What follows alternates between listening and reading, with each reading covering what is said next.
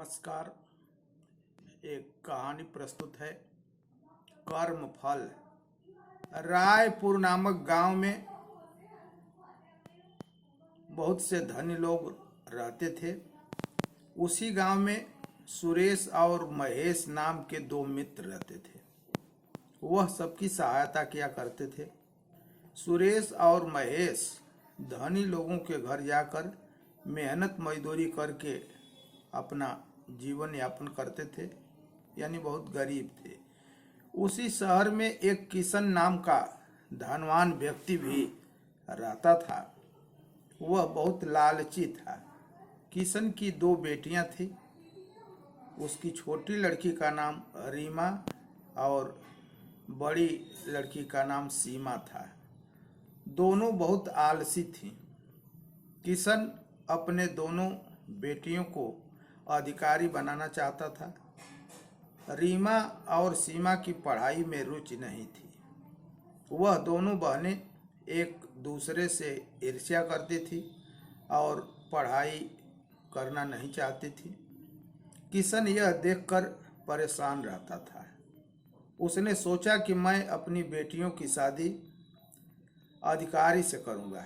ऐसा सोचकर वह रिश्ते के लिए निकल पड़ा। बहुत खोजने के बाद उसे एक IAS अफसर मिला। वह बहुत दहेज की मांग कर रहा था। किशन उतना दहेज नहीं दे सकता था जितना वह मांग रहा था, इसलिए रिश्ता एक भी बेटी का नहीं हो सका। किशन बहुत निराश हुआ। वह दो मित्रों सुरेश और महेश की चर्चा बहुत सुन रहा था। किशन उन दोनों मित्रों से मिलने के लिए चल पड़ता है। वह उनकी तलाश में कई दिनों तक भटकता रहा। आखिर में एक दिन देखता है कि वे उसी पथ पर आ रहे हैं जिस पर वह खड़ा है। किशन उन दो दोस्तों को देखकर कहने लगा, कोई मेरी सहायता करो, कोई मेरी सहायता करो। ऐसा बार बार कह करके चिल्ला चिल्ला कर रोने लगा। तब दोनों मित्र वहां से गुजर रहे थे कि सुरेश के कानों तक आवाज गई। तब उसने अपने मित्र से कहा कि कोई असहाय व्यक्ति पुकार रहा है। दोनों मित्र उसके पास जाते हैं। वो देखते हैं कि फटे पुराने कपड़े पहना एक व्यक्ति सड़क के किनारे गिरा हुआ पड़ा है और सहायता के लिए पुकार रहा है। उन दोनों मित्रों ने उसे उठाया और कहा कि हे मान्यवर, हम आपकी किस प्रकार की सहायता कर सकते हैं। तब किशन कहता है कि मेरे दो बेटियां हैं जो कि IAS बनना चाहती हैं, लेकिन मेरे पास उतना पैसा नहीं है जिससे मैं उनकी पढ़ाई का खर्च दे सकूं। ऐसा कहकर पुनः जोर जोर से रोने लगता है।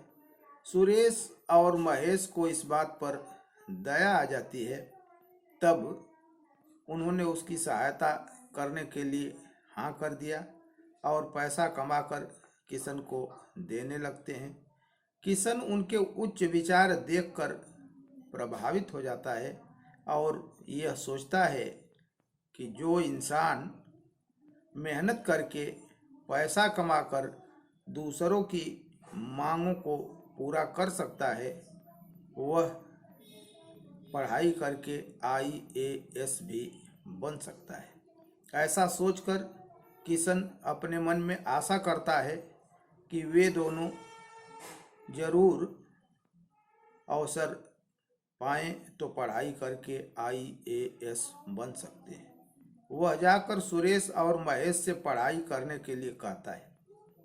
पढ़ाई की बात सुनकर दोनों के होश उड़ जाते हैं। वे कहते हैं, हम गरीब परिवार से हैं, हम दूसरों के घरों में जाकर काम करते हैं, हम पढ़ाई कैसे कर सकते हैं। किशन साहस देता हुआ सारी बात बताता है और पढ़ाई में सफल होने पर अपने बेटियों की शादी की बात भी रखता है। वह पढ़ाई का पूरा खर्च उठाने का फैसला कर लेता है। वह दोनों पढ़ाई करने के लिए हाँ कर देते हैं, लेकिन महेश को डर था कि कहीं नौकरी और धन दौलत पाने के चक्कर में हमारी दोस्ती में दरार न आ जाए। ऐसा वह सुरेश से कहता भी है। सुरेश आशा दिलाते हुए कहता है कि ऐसा कभी नहीं होगा। ऐसा कहकर दोनों दोस्त पढ़ाई में लग जाते हैं।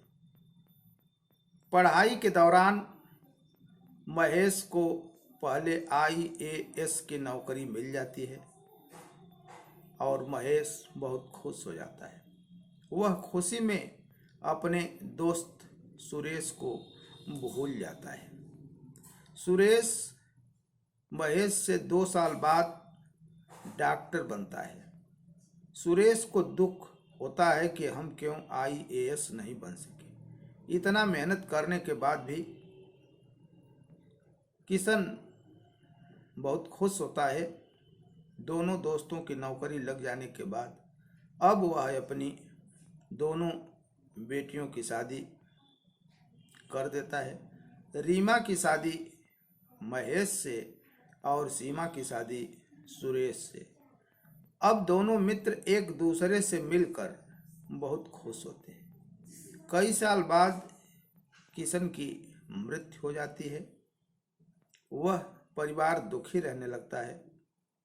कुछ साल बाद उनके घर में फिर खुशी आती है। महेश की पत्नी को पुत्री तथा सुरेश की पत्नी को पुत्र पैदा होता है। सुरेश और महेश के बीच किशन की धन दौलत बांटने की बात होने लगती है। गांव के मुखिया आकर दोनों को बराबर बराबर बंटवारा कर देते हैं, लेकिन सुरेश लालची हो जाता है। उसे धन दौलत की भूख रहती है।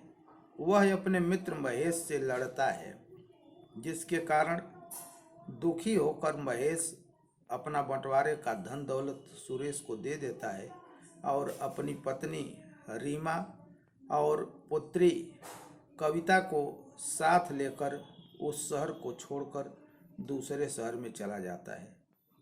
सुरेश को महेश के प्रति ईर्ष्या होने लगती है। सुरेश का पुत्र विवेक बड़ा हो जाता है।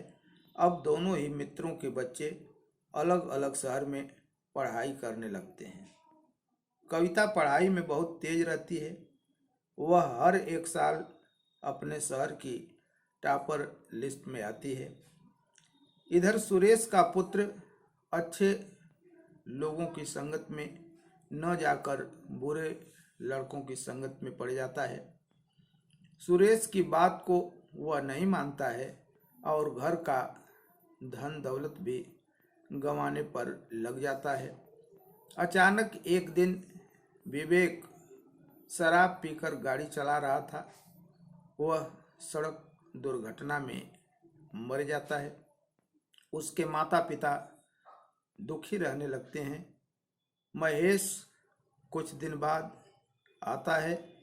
अपने मित्र के पुत्र के बारे में सुनकर वह भी बहुत दुखी होता है।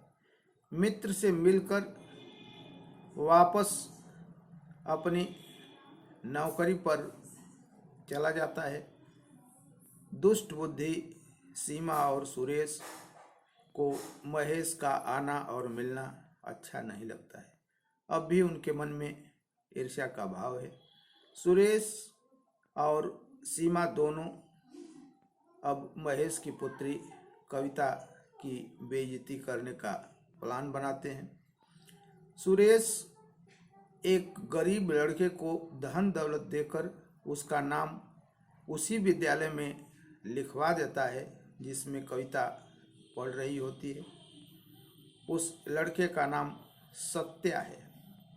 सत्या कविता के मन को जीतने के लिए पहले उस विद्यालय का टॉपर विद्यार्थी बनता है, फिर कविता का दोस्त बन जाता है।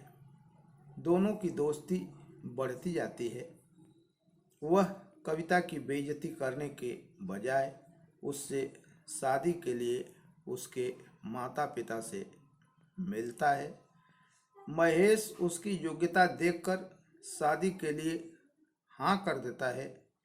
इस बात का पता सुरेश को भी चलता है। जानने के बाद वह कविता का खून करवा देता है और सत्या को एक रोड एक्सीडेंट में मरवा देता है, जिसका आरोप महेश और उसकी पत्नी रीमा पर लगा देता है। इस आरोप के कारण महेश और उसकी पत्नी रीमा दोनों जेल चले जाते हैं। सीबीआई जांच होने पर पता चलता है कि वह खून सुरेश ने करवाया था। 8 साल महेश और रीमा जेल में रहते हैं, लेकिन सुरेश को तनिक भी दया नहीं आती। अब वह दोनों जेल से छूट जाते हैं। सुरेश और उसकी पत्नी सीमा को फांसी की सजा सुनाई जाती है। सुरेश और सीमा को उनके कर्मों का फल मिल जाता है। इसी के साथ यह कहानी समाप्त हुई। यदि कहानी पसंद आई है तो चैनल को सब्सक्राइब करने का और कहानी को शेयर करने का कष्ट करें। राधे राधे।